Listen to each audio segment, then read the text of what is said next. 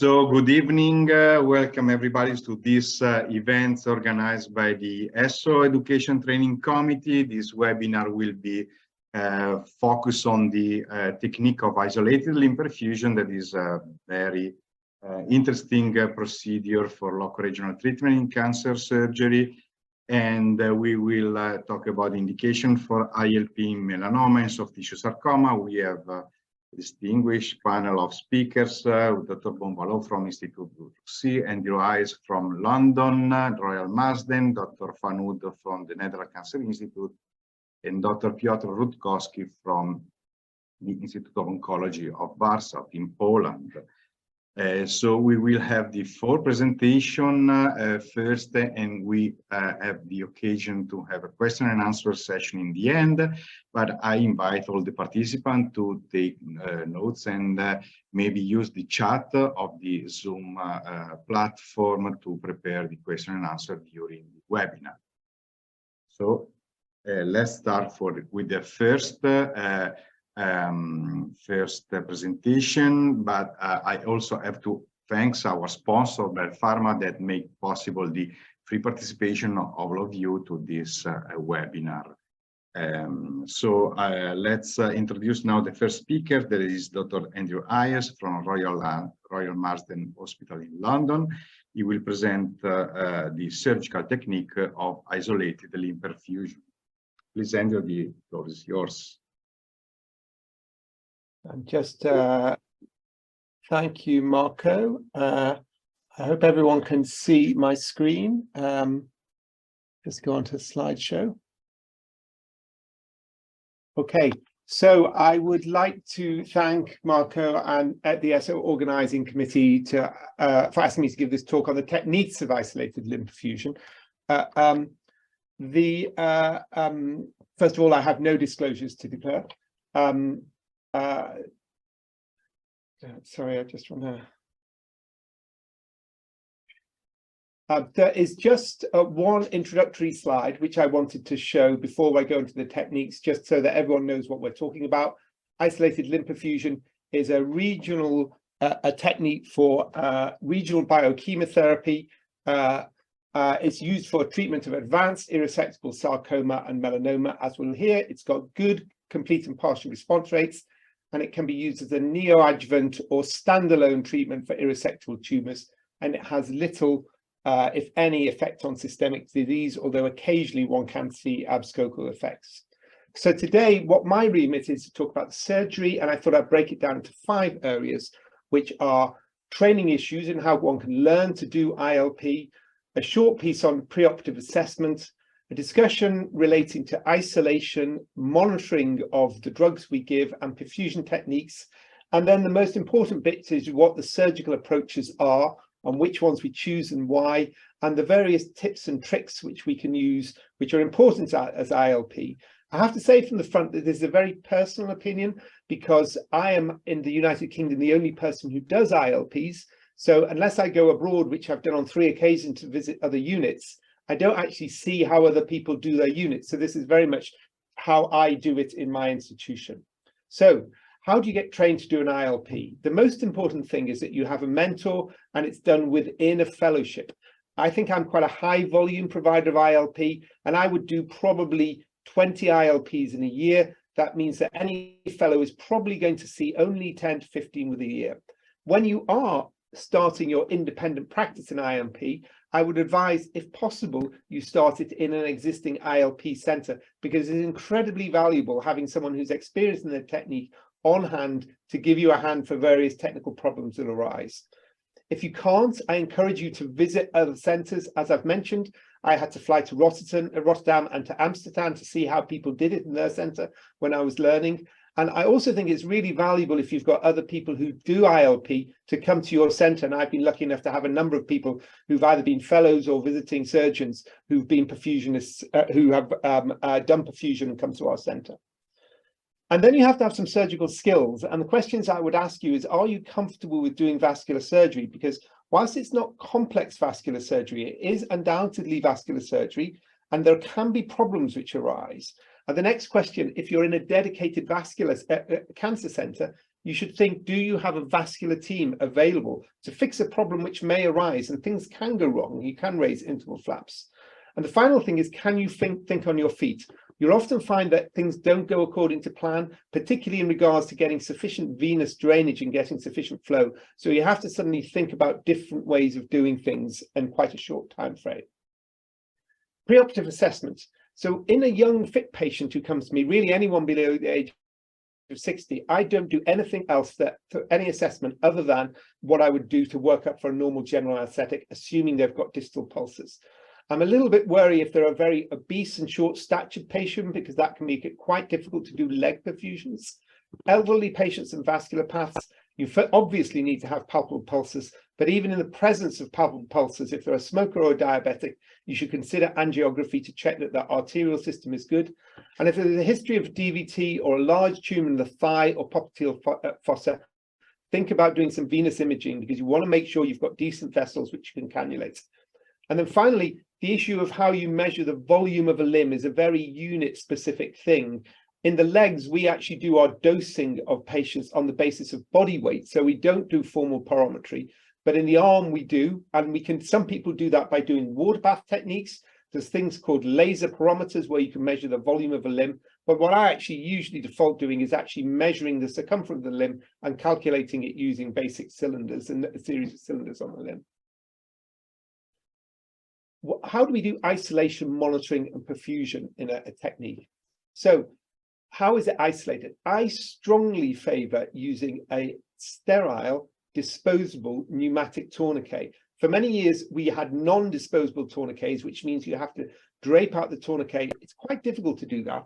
And as you see in the picture on the left, this is an example of a brachial perfusion where I've done the operation to expose the blood vessels before the tourniquet is in place. You'll see a picture from the Rotterdam group. This is Alex Egermont's picture of about an Eschmark bandage, which is a much narrower tourniquet. I personally find it more difficult to use, and I've had one episode of quite severe neuropraxia, which was long standing in the arm. So I don't favor doing that unless I'm forced down that road.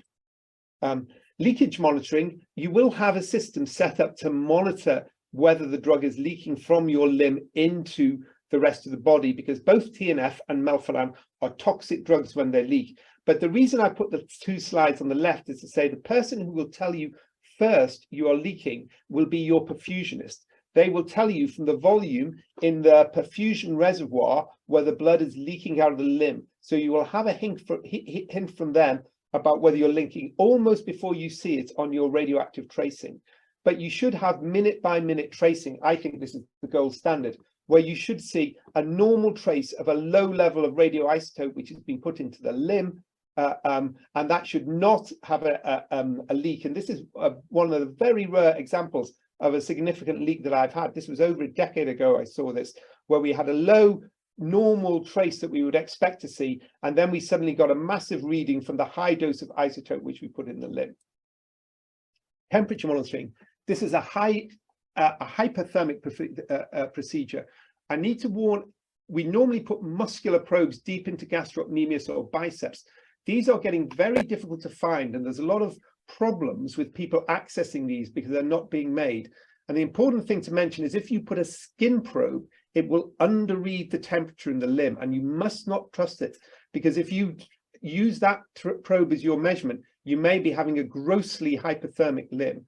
And the temperature reading to trust is your venous blood temperature, which is very accurate to muscular probe temperatures. So the meat of the talk is, how do we do the operations? What are the ways to, how do we physically do the operations, and how do you access the vessels? So I'm going to talk about first the leg and the arm. So I think there are three places you can do it. I have heard of people doing perfusions in the popliteal fossa. I've never done it, so I can't tell you how to do that because I've never done it myself. The three places which we've done it is the external iliac vessels, the inguinal vessels, and the superficial femoral vessels in the mid-thigh. And they've all got their advantages and reasons. So superficial femoral, this is the way I do it routinely. The tourniquet is placed above the incision. So this is the head of the patient up here, and this is the foot of the patient down there. It's a straightforward incision over sartorius. The blood vessels lie just beneath sartorius, proximal to Hunter's canal. Vascular control is relatively easy. I do this routinely with fellows. You have a proximal strong pneumatic tourniquet, so there's a very low leak rate. And as long as you can get your big venous cannula here into the popliteal vessels, you get a huge flow rate of about 500 mils per minute, and you very rarely get a leak. The external iliac approach I find the most difficult, and I rarely do it. Other people may think differently. I think the vascular access in this deep dark hole is much more difficult. You have to be confident to do a good, clear iliac dissection to get view of the iliac vessels. You then have to thread your cannulas underneath the inguinal ligament here, and also underneath your tourniquet, and they can go down the profunda vein. And when I've done this, I've found leakage rate higher, but I know some people have said that they didn't. And might think the indication this is for sarcomas in the proximal thigh, and this one was from the Lancet Oncology paper that Alex Egermont wrote, showing a huge tumor right up in the proximal thigh. This is an example of a patient that I did do it for, who had quite a proximal tumor here. It was operated on by one of my colleagues before me and given radiotherapy, which we would routinely do, but then the patient relapsed in exactly the same place. And it was that point I did an iliac perfusion, because the vessels are immediately intimately associated with the tumor. And then afterwards, the tumor was non-viable, and this patient had an effective post-adjuvant treatment.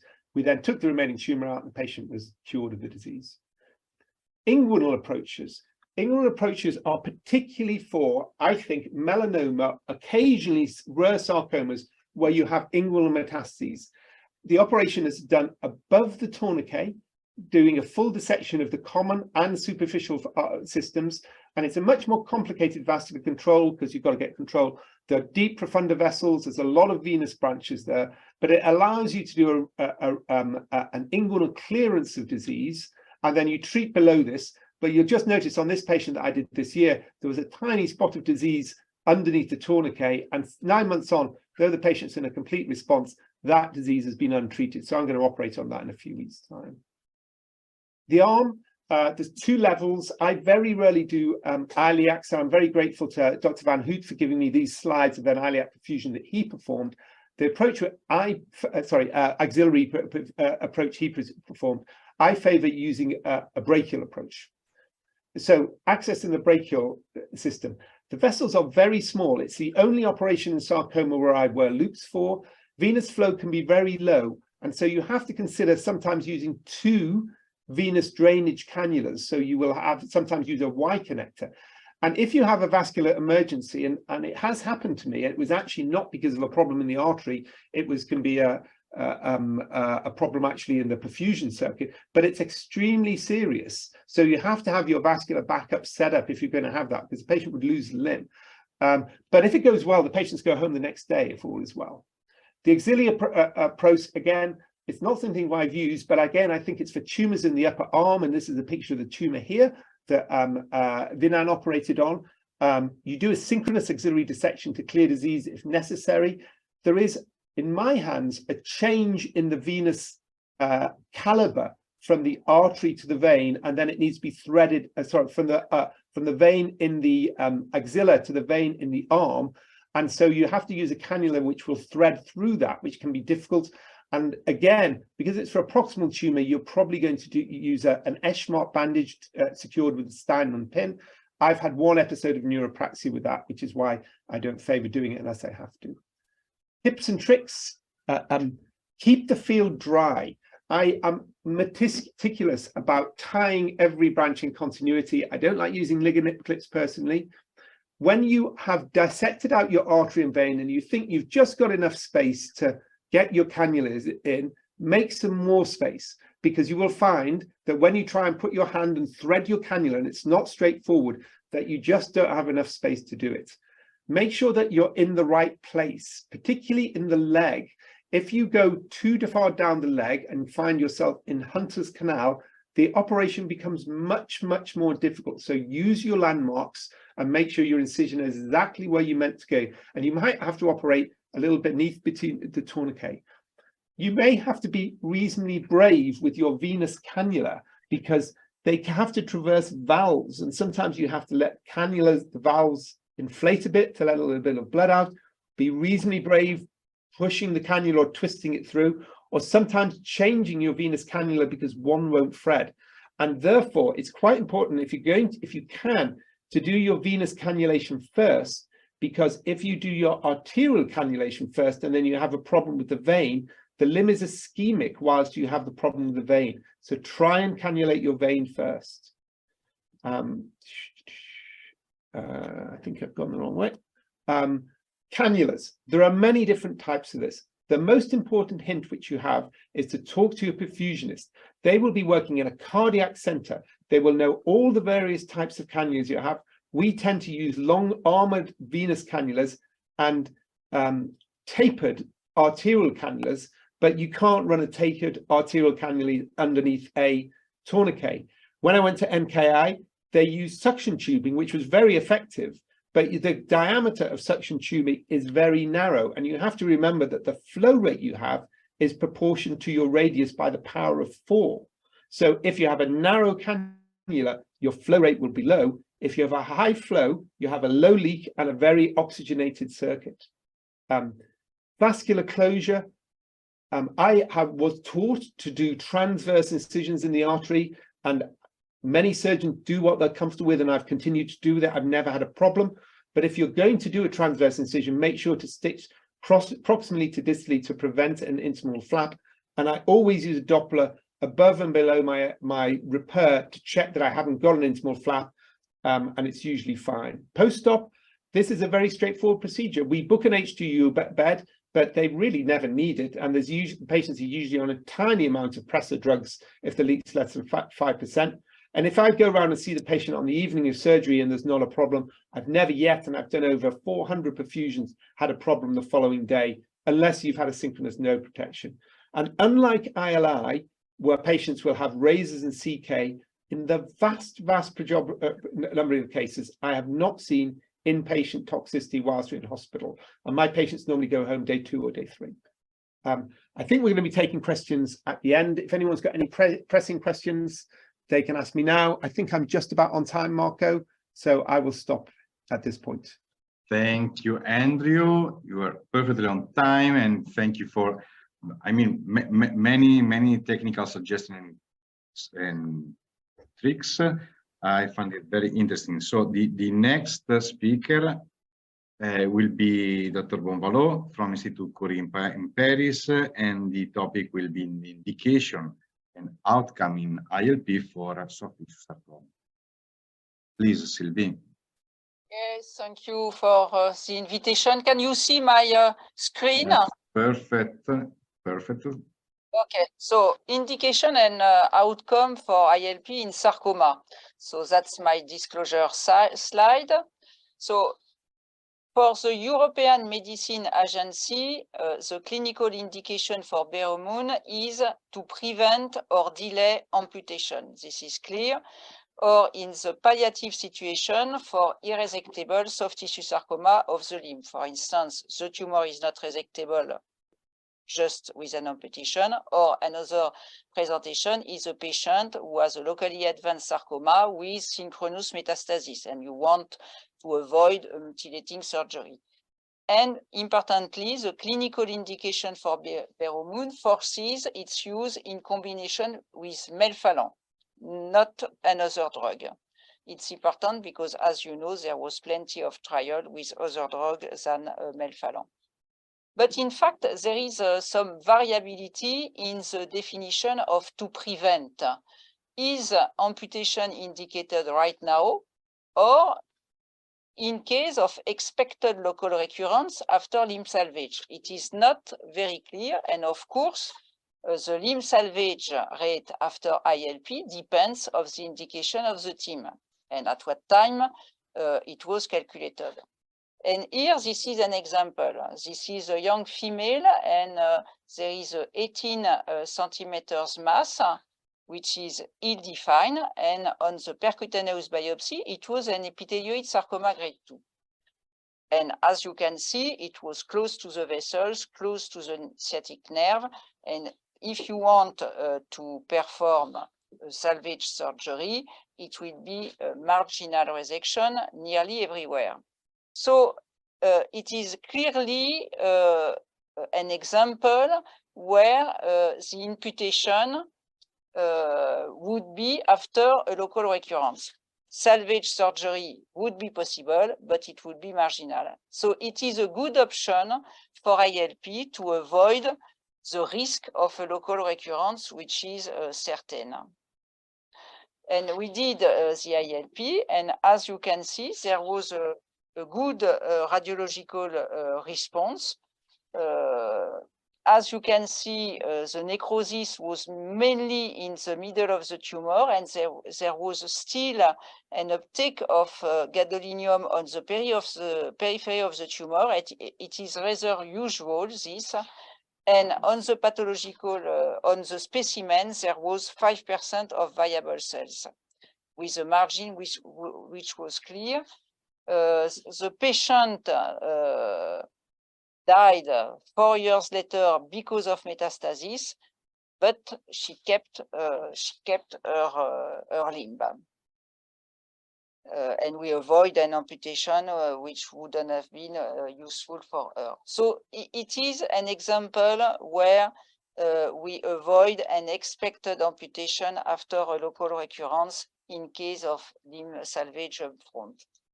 In this large retrospective series of 231 ILP for patients who were candidate for functional or anatomic amputation, the limb salvage rate was 81%, but more importantly, the 5 years recurrence-free survival was 61%, which is a good result for patient candidate for functional or anatomic amputation. And as you can see, the objective response rate was 71%.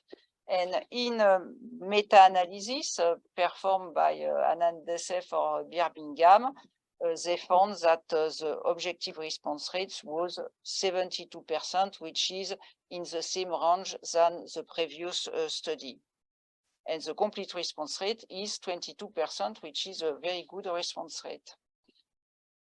Primary and recurrent disease are good indication, both indication for ILP.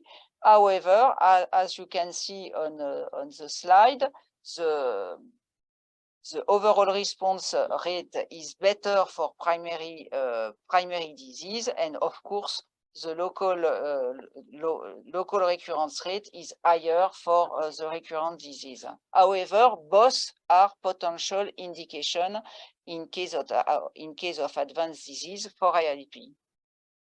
Same for unifocal and multifocal disease, both are potential indication, but the local recurrence rate is higher for multifocal disease, which is normal, in fact. ILP in previously irradiated field. It was a question because both have a local toxicity on the limb. In fact, it's possible. In this study of Egermont team, 30 ILP were performed in a pre-irradiated field, and as you can see, the response rate were about the same than for the vast majority of patients who receive ILP in not in a pre-irradiated field. So it's about the same response rate. And in this larger series, you can see that the overall response rate was the same in pre-irradiated field versus not in pre-irradiated field. However, in the multivariate analysis, ILP in pre-irradiated field is a negative prognostic factor for local recurrence, which I would say it's obvious because these patients have recurrence and the risk to develop a further recurrence is higher. And this is an example. This is a second recurrence in a pre-irradiated field for MPNST. You can see that the tumor was on the vessels and the sciatic nerve, and we perform an ILP with a good response. You can see that there is a necrosis in the middle of the tumor. There is still an uptake of gadolinium on the periphery. We resect the tumor in block with the vessel and the sciatic nerve. We put a free flap and this patient was free of disease for nearly 10 years. ILP and histotype sensibility. It is the retrospective study of Nederlands. The best response was observed for the vascular sarcoma and the worst response for high-grade pleomorphic sarcoma. And this is an example of ILP for an angiosarcoma, multifocal angiosarcoma, and you can see the result 1 year post ILP.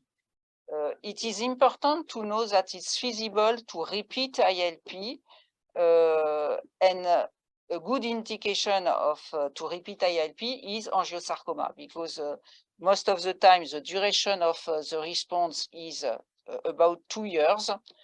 So after 2 years, you may have a local recurrence, and to repeat ILP is completely feasible, and you do not have more toxicity. But there is no data on this. It is a case report by the different institutions who perform ILP, but there is no publication who collect all the repeat ILP. In another study by the Italian team for Padova, they performed 125 ILP, and the best response was observed for liposarcoma. So finally, if you add the two series, liposarcoma and angiosarcoma are very sensitive to this procedure.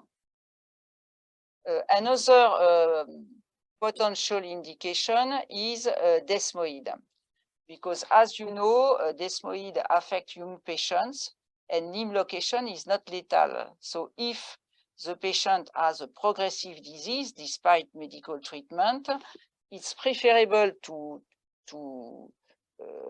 perform an ILP rather than radiotherapy, because the patient would have all the time to develop a radio-induced sarcoma.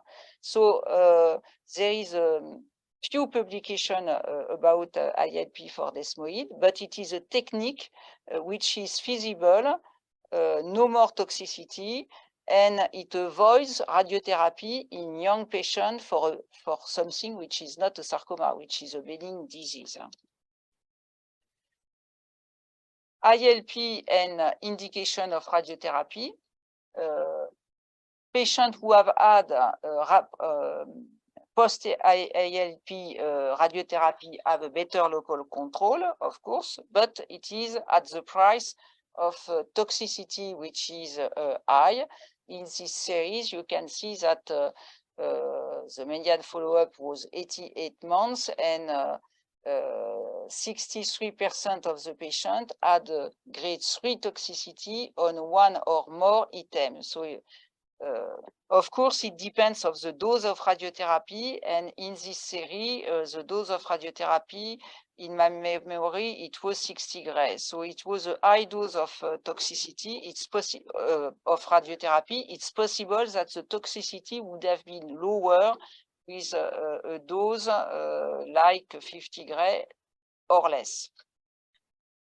And in this series, you can see that the patients who have had more than 50% of necrosis have a better outcome than the patient who have a bad histological response. And of the patients who have had a good response, pathological response, 21 had no post-op radiotherapy, and finally they didn't add a local recurrence. So the author suggests that in case of good pathological response, an option could be to avoid to deliver post-op radiotherapy. And in your study, Andrew A., you found the same. There is two cohorts of patients with a standard treatment with surgery and radiotherapy, and the 5 years local recurrence rate was 12%. In the ILP cohort, only 27% of the patients had radiotherapy after the ILP, and finally, the 5 years local recurrence rate was not significantly different.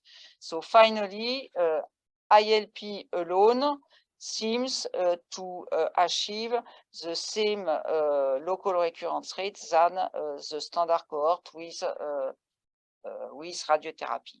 So I think it is an option to avoid this radiotherapy. It's an option. So finally, to conclude, ILP is an effective treatment with a 72 overall response rate. It's feasible in a pre-irradiated field to prevent or delay amputation with the problem of definition, or in a palliative situation for irresectable soft tissue sarcoma of the limbs or progressing desmoids, and repeat ILP is possible. Thank you. Thank you, Sylvie. It was very clear. I have some questions, but we'll keep for later. And then we can move on for the presentation of Piotr Rutkowski from Poland, and he will present the indication and the outcome of ILP in melanoma. We will see the video recorded from Piotr, and he is attending here for question later. Can you see the screen now? Yes, the screen is on, so we can start the video.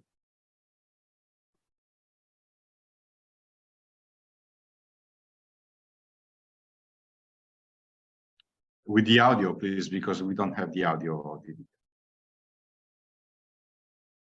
Yeah, could you? Our research Institute of Oncology in Warsaw, Poland. And thank you, ESSO, for the possibility and privilege to present this short lecture about the indication and outcome for isolated perfusion in melanoma. I'm a surgical oncologist who has been treating melanoma patients for more than 25 years in multidisciplinary teams, so definitely unbiased.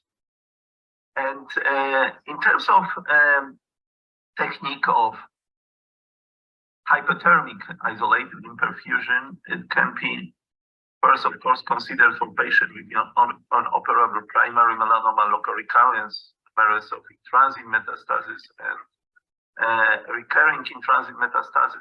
But if you are talking about the technique, it's absolutely the same for melanoma and sarcomas. And first, it requires a huge effort by surgeon, the perfusionists, the nuclear medicine physicians in terms of leakage monitoring, what is very important when we are using TNF-alpha, what is not always used in melanoma, and very well educated operating room team. So generally the perfusion is the same like in sarcoma. Of course, the circulation of involved extremity is isolated, and chemotherapeutic agent, usually this is L-phelanine mustard, so it's melphalan, is infused intra-arterially using the extracorporeal pump with oxygenator and heat exchanger. And you may see how we are doing. Of course, we are isolating the vessels, and this is extracorporeal pump with oxygenator, and generally the whole extremity is isolated, and also the external heating is used for this procedure. What are indications in melanoma? It's very important still option for unresectable and symptomatic local regional disease. So we are talking about transient metastasis on extremity. And what is also important from my point of view, always have to remember about the location of in-transit metastasis and are lymph nodes are involved or not, because we usually perform lymph node dissection. There is no role in adjuvant therapy in resectable in-transit metastasis. We have to remember that in-transit metastasis is 3C, 3D stage melanoma with generally poor prognosis.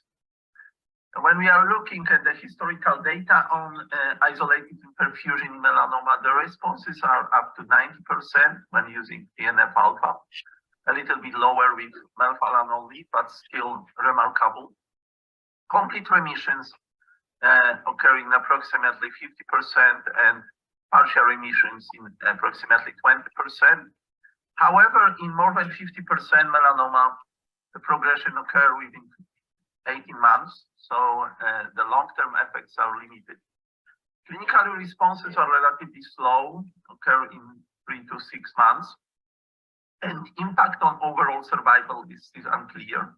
In meta-analysis before introduction of new drugs, median overall survival was 37 months. We have the randomized trial confirming that there is no role of isolated perfusion as adjuvant therapy after resection of in-transit metastasis or recurrent primary disease or malignant melanoma of the extremities. This is Scandinavia trial. You may see here North American trial, and the survival after white excision and white excision plus ILP was exactly the same. Have some immunological effects. What is very important in terms of new approaches to combine these therapies with new drugs.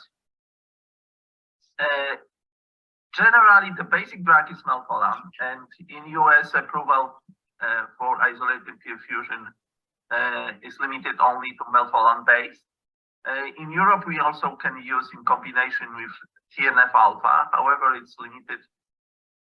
You know that it's more toxic and more technically demanded. It's limited for bulky lesions, and the dose of TNF-alpha is also debatable. When we look at the overview of literature results in isolated perfusion, so melphalan only, you may see that the over responses are also on a very good level. This is melphalan plus TNF. The difference is about 10% plus.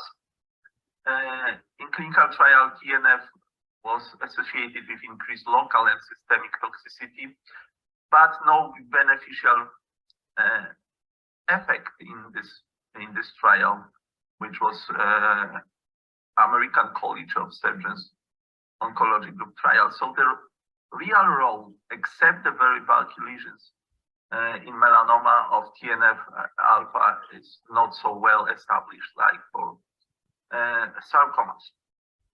When we look on systematic review of effectiveness and safety, this is also before the introduction of new drugs. So more than 2,000 patients undergoing isolated perfusion were analyzed. Experimental studies were very rare. Most were observational studies. And the median complete response is more than 50%. Overall response about 90%, as I mentioned. And melphalan complete response is about 10% less. And the summary was that ILP is safe but technically demanded and limited to good performance status patients. Technique for treatment of patients with unresectable locally advanced melanoma extremities and low incidence of severe regional and systemic toxicity occur. We have, of course, limitations of this technique. First, this is the extent of perfusion. Even if we cannulated iliac vessels, sometimes the perfusion is limited to the part of the extremity, and also the perfusion is very bad in the situation when we have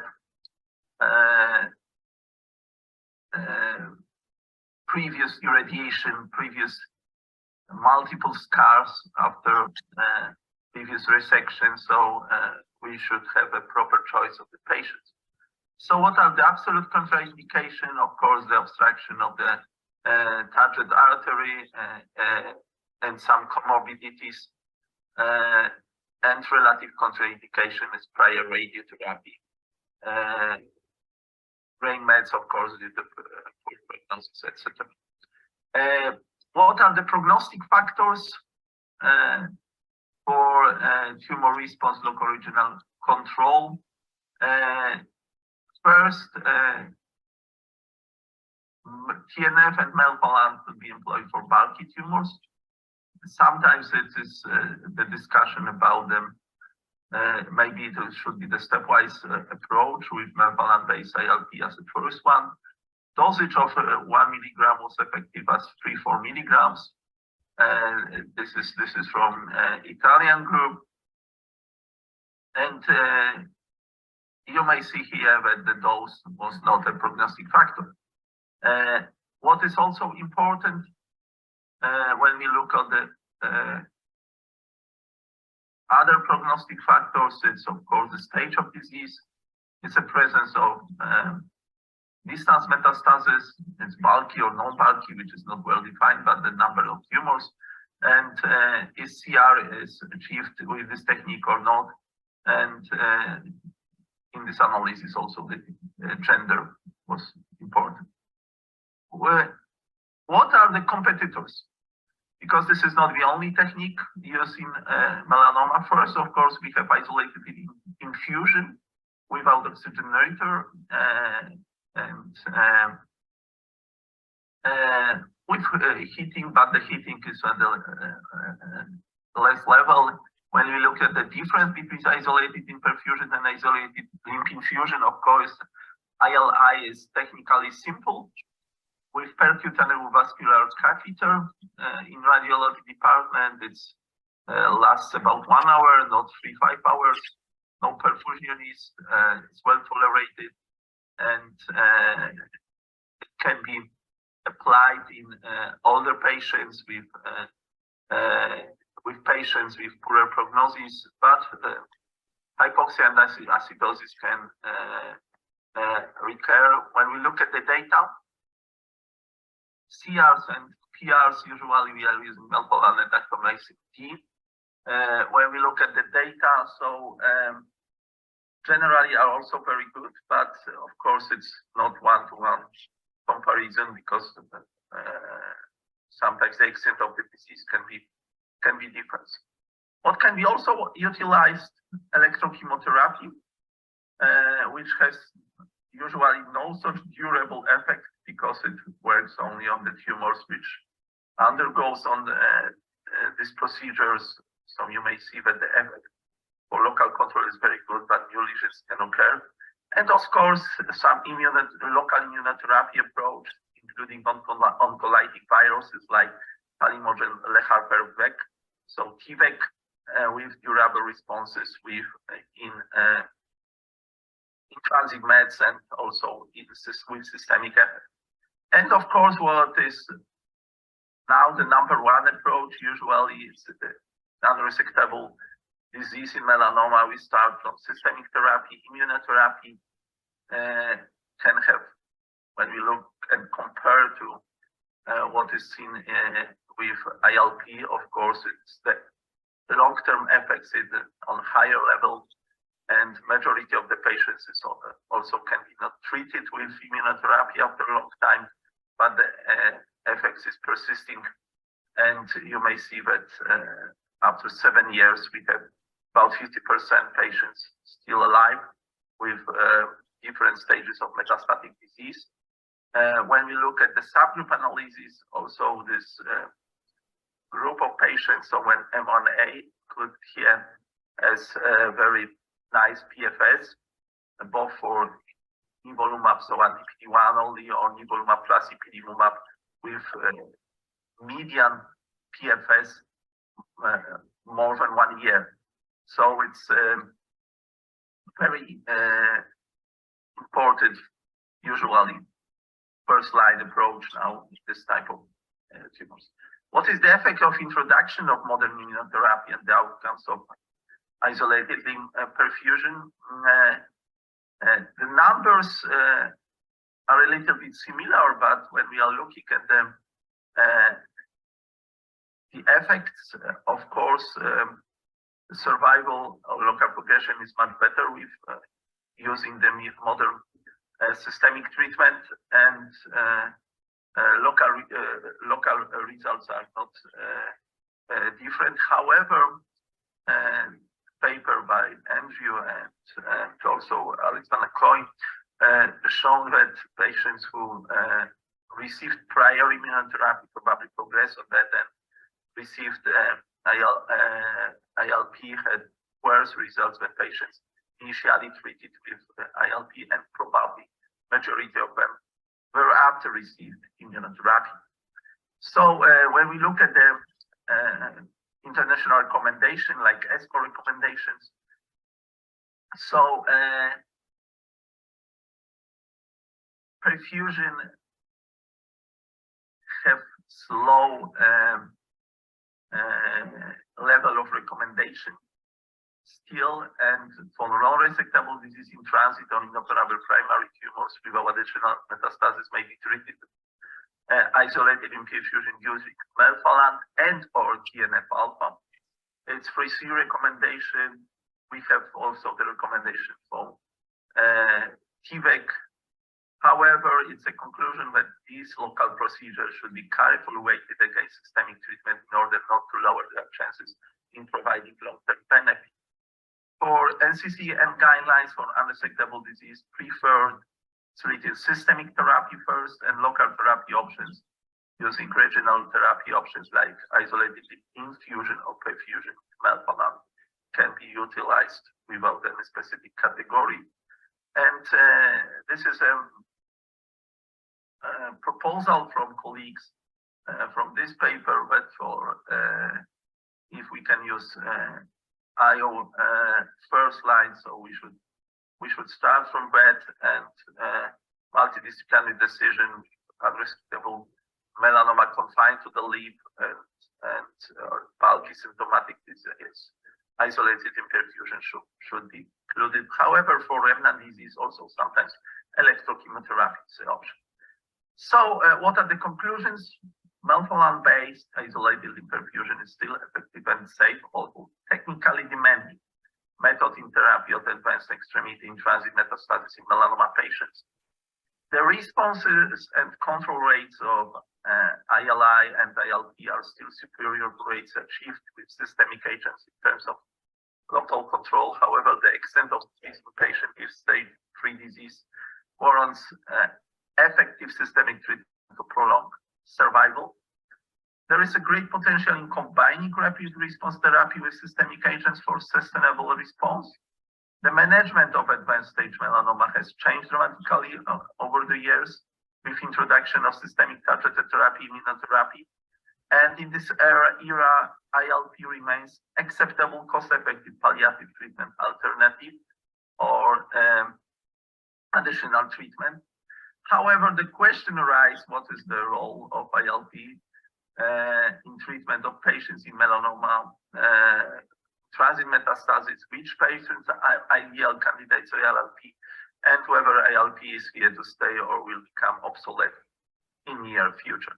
Thank you very much for your attention, and thank you my team from Department of Soft Tissue Bone Sarcoma and Melanoma, National Research Institute of Oncology, also Poland, and especially my colleague from surgery part, Dr. Marcin. Thank you very much for your attention. So thank you, Piotr, for your presentation. We had the occasion to also about some other techniques that are used as local regional treatments. But I would like to introduce the last speaker, Dr. Winan from Amsterdam, and he will present about the future advances of the isolated limb treatments. Winan. Yes, thank you. I just, yeah.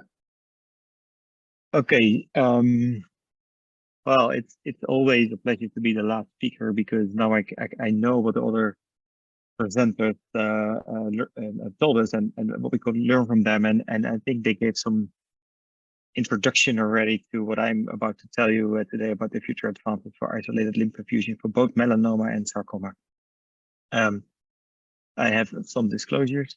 And when I think about future advances of isolated lymphofusion, I would very briefly discuss, how we can improve together the fine-tuning, I would say, of making the right indications for ILP in both melanoma and sarcoma, and also the techniques, and which we can basically do by collaboration and to learn from each other. And I will give you a few examples. But most of the talk I will discuss innovation of ILP, basically with which therapeutic agents we are using and how we can combine this with especially immunotherapy, which Piotr already mentioned briefly. So when you think about collaborations, I think what we improved the last years more and more is that we combine data from all our centers, because there are dozens of centers in Europe that do ILPs, but no one is doing more than maybe 20 a year. And I think if you really want to learn and really want to improve, we need to combine the data to see what we do best and how we can improve and how we can select the right patients for ILP and improve. And one of the examples is a paper that Piotr just mentioned, a collaboration between us and Royal Marsden, where we looked at isolated lymphofusion after immunotherapy in melanoma, and we saw that the responses are indeed a little bit less effective after immunotherapy compared with primary IOP, but still responses were observed, so it could still be a valuable option in patients that are refractory to immunotherapy. Another collaboration that we did from here with Sylvie, my PhD student, is to combine data from 17 centers that do sarcoma ILPs, and we looked at responses for the different histological subtypes. And we saw some differences that we will show in the paper that will come out soon. And this has already been presented at TITOS. And combining data from 70 centers is very strong, because in this paper we have over 1,300 patients with sarcoma where we have response data available that we can evaluate. Another effort that is really going on right now is to make a technical paper about ILP, discussing what is the best technical practice. And this is a huge effort, which is led by Professor Hayes, who's also here, Roger Olofsson-Bagge, but also Sylvie and many others. And this paper will come out soon. And I think this is very valuable as well, because if you talk to other people that are doing ILP in the different centers, there are sometimes subtle and sometimes major differences in practice. And I think it's very good to have a paper like this where we have consensus over to improve the technique that we have. And finally, another effort that we are trying to do is to make a prospective database where we combine all the data from the centers for future purposes to see how we can improve and how we can do better, basically. However, that having said, these things can teach us how to improve what we're already doing, but I think it's also very important to think about improving the agents that we use, or how we can combine this with other treatment modalities. And therefore, for this talk, I would like to highlight the trials that are either going on or already finished. The NIVO ILP trial led by Roger Olofsson-Bagge from Sweden, and also the Titan trial that was led by Prof. Hayes in Royal Marsden. And I'm very grateful for both of the speakers for sharing some slides with me so I could discuss this with you today. So the NIVO ILP trial is still going on, and it's a trial that started, or was even not even started, was prepared, I think, even before immuno-oncology was so massive in melanoma. So it was designed, I think, in 2016-17, and definitely checkpoint inhibitors were there, but not as much as they are here now. And Roger was looking into how we could combine this for ILP and melanoma. So he did a lot of good preclinical work, and he looked, for example, in mice tumors, mice melanoma tumors, where he looked at, and also in humans, where he looked at tumor-specific T cells during and after ILP. And when he was looking at the T cells after ILP, he saw an increase in tumor-specific T cells at 4 weeks, and then it normalized after 12 weeks. And when he's looking at specific subset of T cells, he saw that especially the cytotoxic T cells before starting ILP were higher in the responders compared to the non-responders. And then another subset of 45RA positive cytotoxic T cells, so more naive T cells, if they were high before ILP, you saw a higher complete response rate compared to patients that did not have these T cell populations. And he was doing some more work in that, and then he saw a specific ratio between the CD45RA plus divided over the RO plus, and this ratio actually had a very good predicted response to ILP. Not only that, but if melanoma cells were treated with melphalan and just melphalan in vitro, he saw that, and also in vivo in mice. So he observed a few things. So he observed that not only was there an increased proportion of activated CD8 positive T cells after treatment of melphalan, but also a higher production of interferon gamma, granzyme B, and perforin, which are all enzymes that are important in cell killing of the tumor cells, and in this case melanoma. So observing all these phenomena in his work, he hypothesized that if you treat melanoma cells in mice with melphalan, you would probably see an uprise in PD-1 in the T cells that are infiltrating. And it might even be a good idea, that's what he thought, to include nivolumab or another anti-PD-1 to the treatment regimen if you do ILP. And in this experiment, he showed in these mice that if you treat the tumors with either mitomycin or melphalan, you would see an effect on the tumor with both chemotherapeutic agents, but only with melphalan. There was a significant increase in tumor-specific T cells and a percentage of PD-1 positive T cells. And this was all the basics for the work that he did to design this trial, the Nivo ILP trial, to see if there would be a synergistic effect of ILP together with nivolumab and anti-PD-1 as a manner to increase efficacy of tumor cell killing and decrease in tumor size. So he designed the trial, the Nivo ILP trial, with a primary objective, with the primary endpoint being a complete response rate at 6 months after ILP, according to RECIST. And he divided the trial into 2 phases, phase 1B with 20 patients. And if safety would be confirmed in this phase 1 trial, he designed a second phase with another 54 patients to observe further differences in response. And this trial was powered based on a hypothesized complete response rate with the combined treatment of 90% and a complete response rate with ILP only of 60%, which is maybe a bit optimistic, this difference, but this is how he powered the study. So if you look at the study design, this is the randomization. So 74 patients. So one arm would have ILP and only 1 shot of nivolumab, which would be given the day before the ILP. And this is something that you could argue about whether that's enough, 1 shot, whether 1 day before ILP is enough. But this is how we designed the study, and arm B would be just an ILP with a placebo injection the day before ILP. I think the upside of doing only 1 shot is that the patient just needs to come in and can come in a day early to have the nivolumab or the placebo, and that's it. So no further hospital admitted, but it's still only 1 shot of nivolumab. So he had some secondary endpoints, obviously, that are shown here, including side effects and local progression-free survival. And he started the study in Sweden, and he extended to our center as well.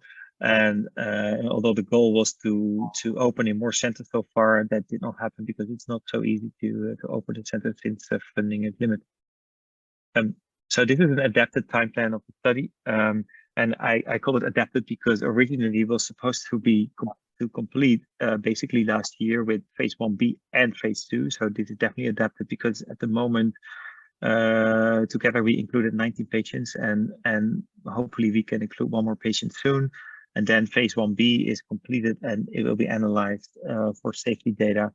And then the study would be on hold in order to proceed to phase 2 after analyzing the data. And I will come back to that later. So then for phase trial, the Titan trial, combining ILP with TVEC, and TVEC is mentioned by Piotr as well. As you probably all know, this is an oncolytic virus that can be given for stage 3 melanoma, especially in transit. And several centers have a lot of experience now with TVEC for melanoma, but so far it hasn't been approved for other indications, and especially not for soft tissue sarcoma, at least not in Europe, and I am pretty sure it's not in the United States as well. So what's the rationale behind this? Well, this is a long story and a lot of work from Prof. Hayes' lab from the past with several people doing a lot of work. Michelle Wilkinson, Henry Schmidt, who's now in Denmark, Emma Davies. The idea was that sarcomas are, as we all know, well, at least most sarcomas are immunologically cold tumors, so they don't respond to immunotherapy. And it's also very difficult to do intratumoral injections of TVEC or anything else because they're large tumors, it's deeply seated. And if you want to treat these tumors with anything, then using the ILP method to increase basically the penetration of the tumor with whatever agent, or in this case, oncolytical virus, it might be a much better way to get the drugs or the oncolytical virus there. So what they did was to in the lab create a rat model that they learned from Rotterdam, and they improved the model, I think, and they did a lot of work on it. And they were able to establish a sarcoma based on a fibrosarcoma rat line, cell line, and were able to do ILP in these rats in the lab. And you see on the picture, you see Dr. Smith working on the model and doing the experiments. I selected some slides to see where it all started and how this led to the Titan trial. Because if they combined ILP with an oncolytical virus, which in this case was a different virus than TVEC, you can see on the lines here that especially the line the most on the right side is the combination of everything. So doing an ILP with TNF-alpha-LON combined with the virus. And if you compare that, for example, to the blue line most on the left, which is the sham mouse, so no treatment at all, you can see that the percentage of surviving mice is highest when you combine it with everything. And all the lines in between are any kind of treatment where you leave something out. So for example, just an ILP with melphalan TNF, or just the virus, or just melphalan. But the combination of everything is better than all the other ones separately. Then they went one step further, because in the end the mice still died, and they didn't see a complete response. And then they did the same combinations, but then they combined it with radiotherapy and surgery. And in the end, if you combine the ILP with the viral vector and followed by surgery and adjuvant radiotherapy, the effect was most obvious, but still in the end, the tumor recurred and came back. So these results are very, very interesting, and it was in 2016, but then they combined treatment in the mice with PD-1 inhibitors. And if you look at the graph on the top left side, you can see the control mice in blue, where they are growing rapidly until the mice had to be sacrificed. But then if you do an ILP in red, you can see definitely an effect, but still the tumor keeps on growing. Just the anti-PD-1 doesn't do much in purple. And then in green, you see the combined treatment of the ILP with anti-PD-1, and you see that the effect is definitely much better than the treatments alone. And if you look at the tumor volume on the right side, you can see that the tumor volume definitely goes down again after it went up. But this was not all. What they also observed is that these mice tend to metastasize rapidly to the lungs, so a lot of pulmonary metastases. And if you combine the ILP treatment, and in this case I didn't mention it, but the ILP here was done with the viral vector. So it's viral vector ILP, so melphalan TNF viral vector plus anti-PD-1. What they observed, and I think that's very, very interesting, is that the pulmonary metastases were hardly seen anymore after the treatment combined compared to the mice that did not have this treatment. So apparently, if you make the tumors hot by doing a viral vector ILP and combine it with anti-PD-1, it also has some sort of abscopal effect, making also the metastasis susceptible for anti-PD-1 treatment. And I think this is fantastic work. And so the obvious next step would be to combine it all, to do an ILP with TVEC in the infusion, so really infuse or perfuse with TVEC as well, but not with TNF and then anti-PD-1. But it is very hard to do because you introduce 2 new treatments combined with ILP, also doing TVEC not intratumorally injected, but doing it in an ILP system was a bridge too far for the company, and therefore Prof. was able to do a trial for sarcoma and melanoma where he combined ILP with TVEC alone, but then with intratumoral injections, which is shown on the left. So first the so-called seroconversion dose on week 1, and then on week 3 the second, and well, basically the first real treatment dose, and then the second treatment dose synchronous with the ILP. And you can see the schedule here, which is, you know, as the study design, and the primary endpoint in this case was the number of those limiting toxicities and adverse events, and obviously which you are maybe even more interested in is the secondary endpoints, whether we saw responses in these patients, and especially I would say also in sarcoma, because the TVEC is new in sarcoma, and for melanoma we already know it could work. So in the end, he managed to complete the trial with 15 patients, 9 sarcoma patients, 6 melanoma patients, 14 in the leg.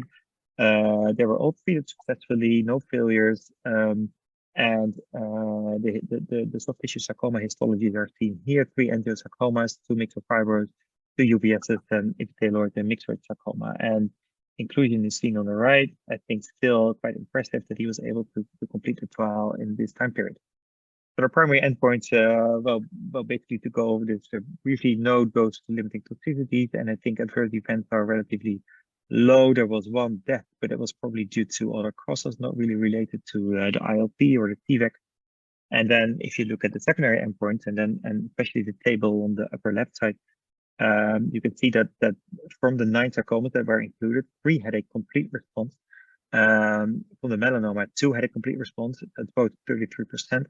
And in the sarcoma group, there was no progressive disease, but 4 stable.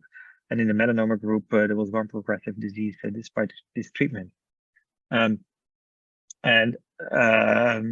if you well look at the responders and the non-responders, we can conclude that 56% of the sarcoma patients were responders, 67% of the melanoma patients were responders, which one could expect, I would think, but especially in sarcoma, I think it's a very good percentage. Also on the right bottom side, you can see that the maximum tumor size really goes down after the treatment.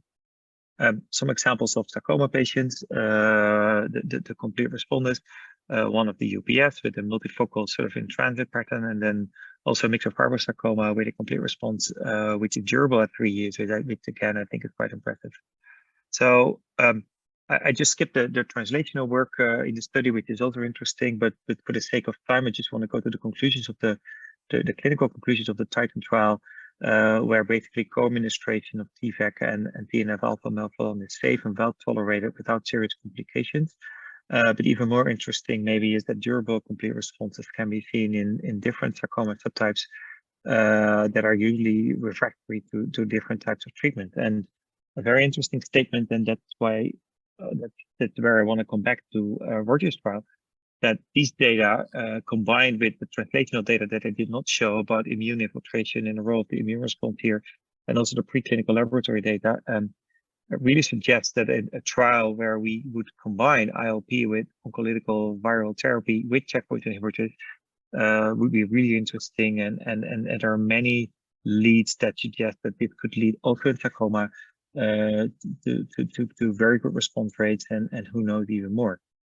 And then if you think about the second phase of the Nivo ILP trial that needs to be, well, that is probably going to start after analysis of the phase 1b phase of this study, It's really something that we brainstorm about, and we'll brainstorm more about it for Hayes and also Roger from Sweden, to see if we can adapt the trial and see if we can maybe design the trial in a way that we could either combine it with TVEC or do more gifts of anti-PD-1 and see if we can learn from this trial and see if we can make this happen. But it is only, I think, an option if we would do it as a collaboration between the centers, and if this would happen, then and we would really have the funding for it, we will definitely approach more of you to see here if we can combine it.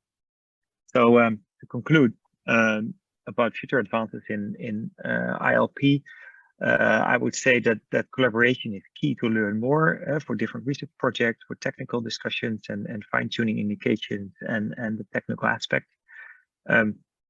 Also, I think that the efforts that were made by Prof. Hayes for the Titan trial and also by Roger for the Nivo ILP trial is really educational and leads to enhanced response rates for sarcoma and melanoma, hopefully. And the next trial just mentioned, maybe the phase 2 of the Nivo ILP trial would be very nice to be able to combine TVEC or another oncolytical virus with anti-PD-1 and ILP for sarcoma and hopefully also melanoma. And the last thing that I didn't mention, because as far as I know, there are no efforts at the moment to do this, but I also feel that we could think about new drugs for ILP, because we have done it with TNF alpha and alpha for so long, and there are so many new kids on the block. Definitely something to consider, I think. But again, as far as I know, no one is doing that effort at the moment. But hopefully, it will come in the future. And with that, I would like to conclude, maybe a little bit over time. But that's it, and I want to go back to Marco. Thank you, Winan, and thank you very much. I will start with the question and answer session. We have few questions from the audience.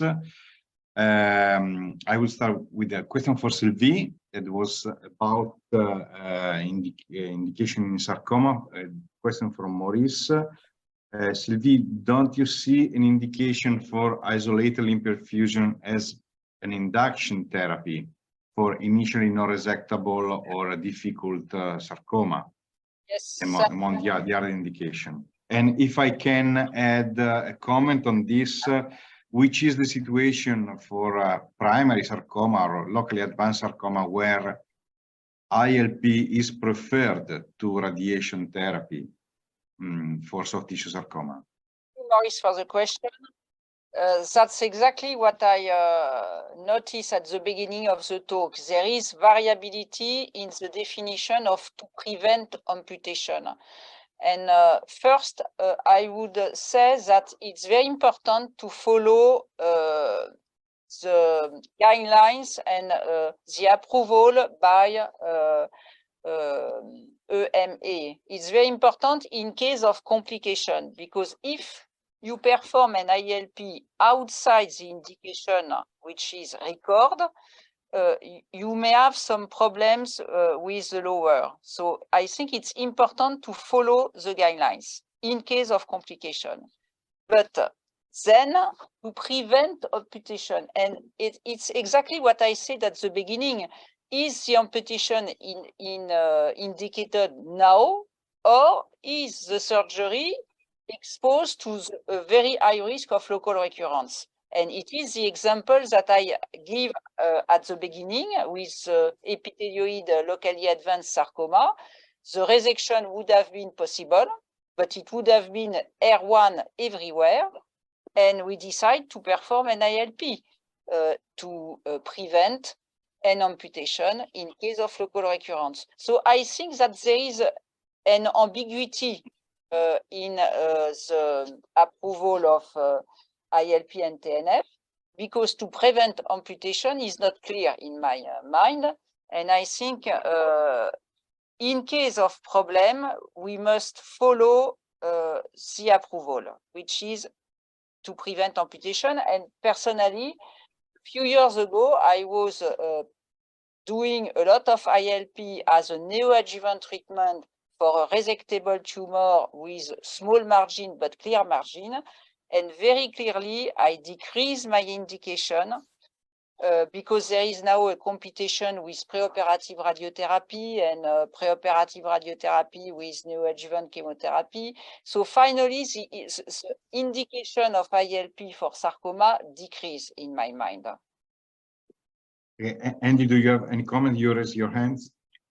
Yes, I agree very strongly with Sylvie about the ambiguity, and also that it is very related to availability. So the study that Sylvie showed by Jens Jakob and myself and Peter Homberger, the reason we did that study is when Jens came from Germany, where there are many, many centers for ILP, and we looked at all of our difficult limb sarcomas, many of whom would have been classified as amputation needing by the original criteria, even though we would not have amputated them.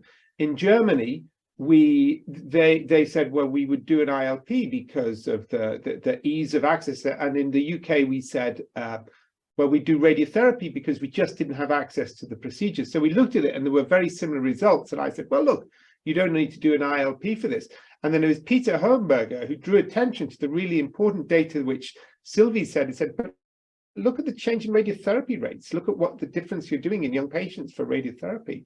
But these were all in big, advanced, difficult tumors, which you could call as amputation cases, but similarly, you could call as just doable with it. So the indication is very vague. And my conclusion is that it is a very effective neoadjuvant strategy. It is a really good neoadjuvant treatment, and it gives you the option to consider radiotherapy in the light of your response rates. So I think that ambiguity is useful for us, only for big tumors where the margins are going to be very close.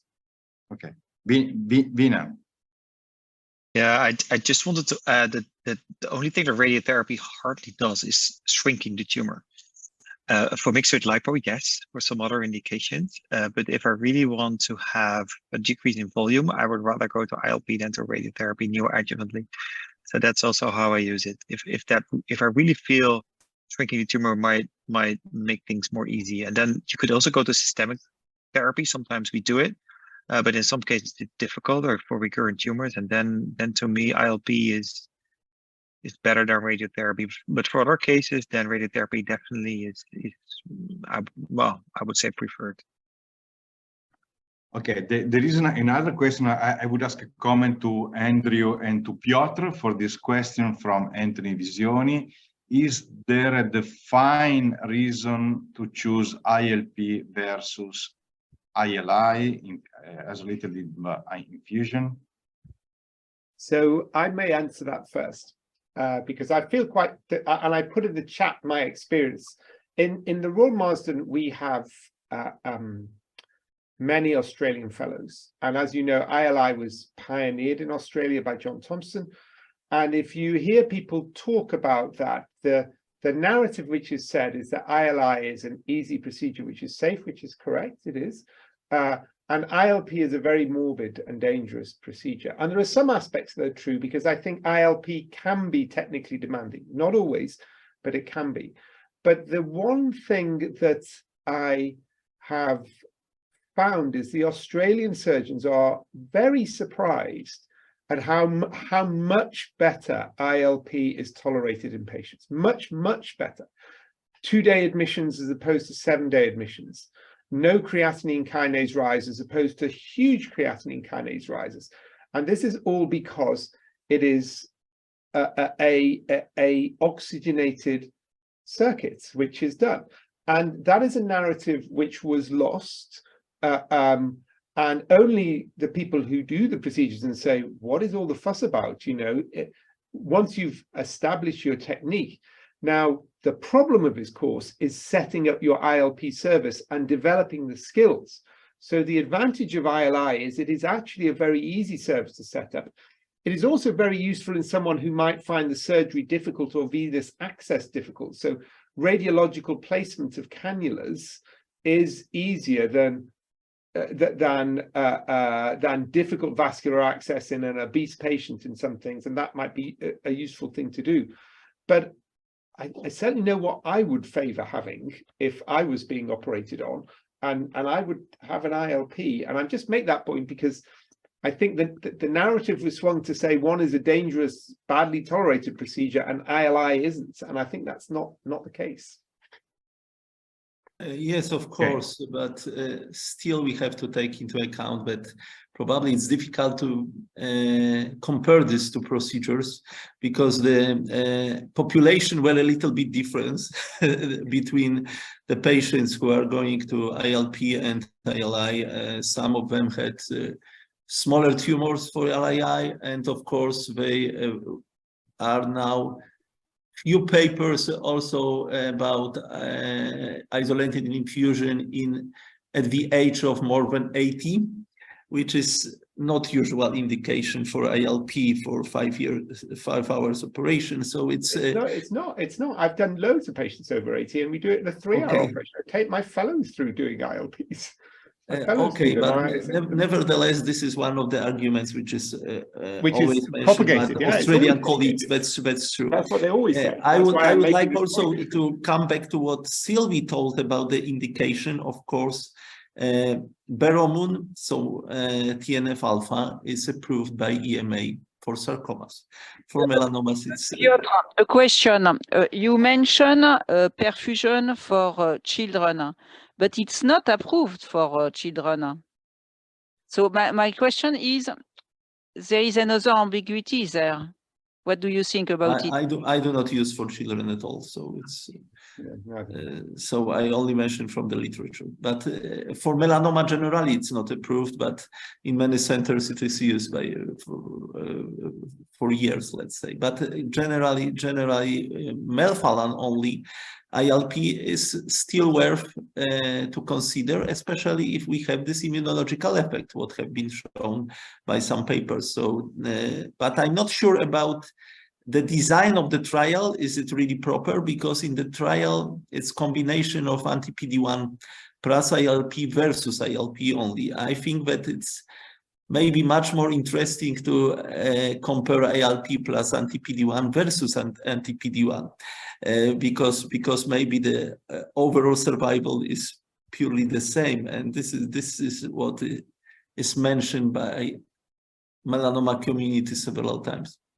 Okay, so I have 2 questions still, and we are late, so I would ask you very flash answers to this.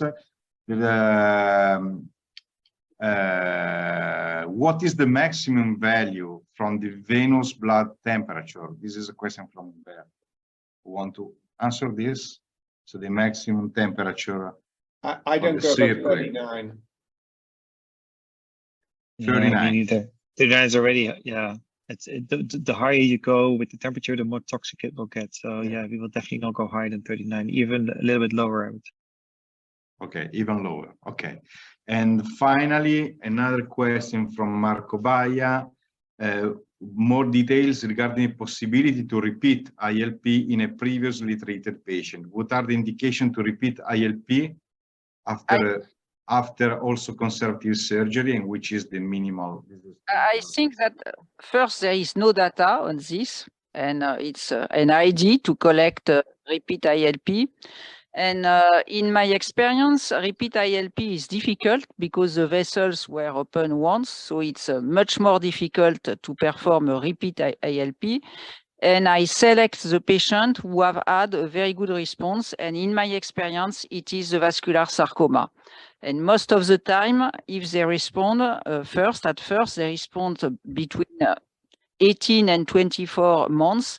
After that, they have a local recurrence, and I select this patient. A patient who would have had a local recurrence, I would say 6 months after an ILP, and I wouldn't perform another ILP because we have to select the good patient, and in my opinion, it is a vascular sarcoma with a long disease-free interval. I don't know what you think, the others.